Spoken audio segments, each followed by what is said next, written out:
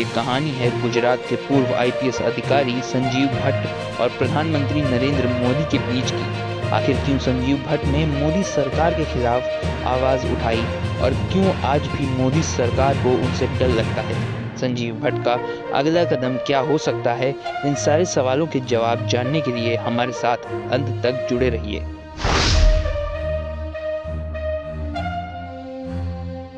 दोस्तों, सबसे पहले जानते हैं कि संजीव भट्ट कौन है। 1988 बैच के गुजरात कैडर के आईपीएस अधिकारी जो अपनी बेबाकी और सच्चाई के लिए जाने जाते हैं। भट्ट ने अपने करियर की कई महत्वपूर्ण केसों में काम किया है, लेकिन उनका नाम सबसे ज्यादा सुर्खियों में तब आया जब 2002 के गुजरात दंगे हुए थे।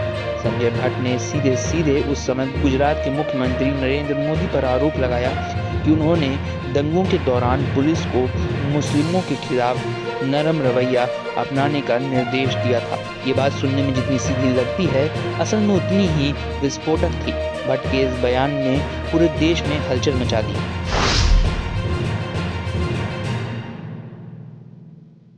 भट्ट ने 2002 में गुजरात दंगों के लिए मोदी को जिम्मेदार ठहराया और कहा कि मुख्यमंत्री कार्यालय ने पुलिस को सही समय पर कार्रवाई नहीं करने दी। उन्होंने ये भी दावा किया कि वह एक मीटिंग में मौजूद थे जहां मोदी ने कथित तौर पर अधिकारियों से कहा था कि हिंदुओं को अपनी भड़ास निकालने दो। दोस्तों, इस बयान के बाद राजनीतिक गलियारों में भूचाल आ गया था, लेकिन इस गवाही की कीमत भट्ट को चुकानी पड़ी। उन्हें नौकरी से निलंबित कर दिया गया, उनके खिलाफ कई मुकदमे दायर किए गए और यहाँ तक कि उन्हें जेल में भी डाल दिया गया। मोदी सरकार ने भट्ट पर ड्यूटी में लापरवाही और साजिश का आरोप लगाया, लेकिन असली सवाल ये है कि क्या ये सब एक साजिश थी ताकि भट्ट को चुप कराया जा सके?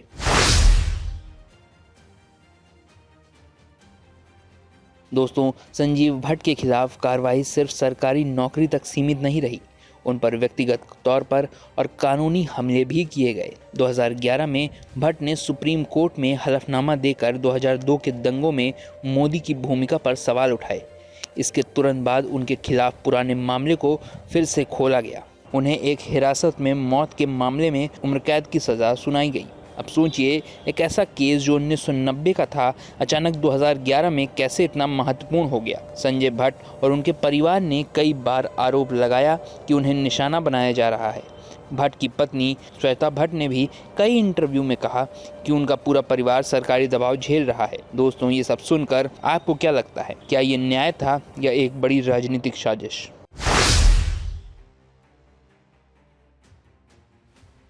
अब बात करते हैं असली मुद्दे की। आखिर क्यों नरेंद्र मोदी, जो आज देश के सबसे ताकतवर नेता माने जाते हैं, एक पूर्व आईपीएस अधिकारी से डरते हैं?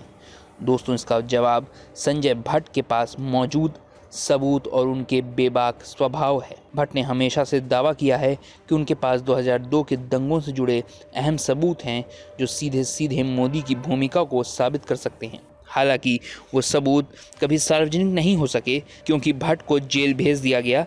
अब सवाल ये है कि क्या मोदी सरकार इसलिए चिंतित है कि अगर भट्ट को न्याय मिल गया तो उनके राजनीतिक करियर खतरे में पड़ सकता है?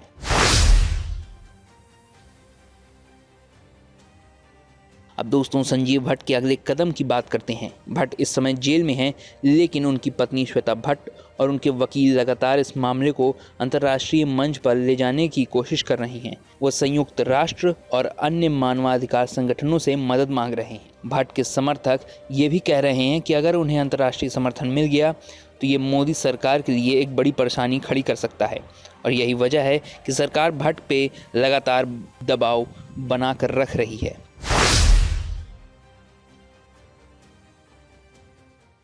अब दोस्तों, सबसे बड़ा सवाल ये है कि क्या भट्ट वाकई मोदी सरकार के लिए खतरा है? एक तरफ तो मोदी सरकार का कहना है कि भट्ट के आरोप झूठे हैं, तो उनके खिलाफ कानूनी कार्रवाई जायज़ है, लेकिन दूसरी तरफ अगर भट्ट के दावे में सच्चाई है तो ये मामला मोदी के लिए राजनीतिक और कानूनी संकट बन सकता है। भट्ट का दावा है कि उनके पास जो सबूत हैं वो आज भी सुरक्षित हैं, और अगर किसी भी तरह से सबूत सामने आ जाते हैं तो मोदी की छवि को एक बड़ा झटका दे सकते हैं।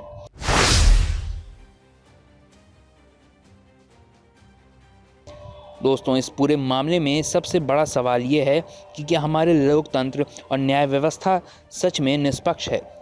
एक व्यक्ति जो अपने अधिकारों के लिए लड़ रहा है, उसे न्याय मिलेगा या नहीं, और क्या सत्ता के दबाव में सच्चाई दबा दी जाएगी। संजय भट्ट के मामला सिर्फ एक व्यक्ति का नहीं है, ये हमारे सिस्टम का आईना भी है। अगर भट्ट को न्याय नहीं मिलता है तो उन सभी के लिए चिंता की बात है जो न्याय के लिए लड़ रहे हैं।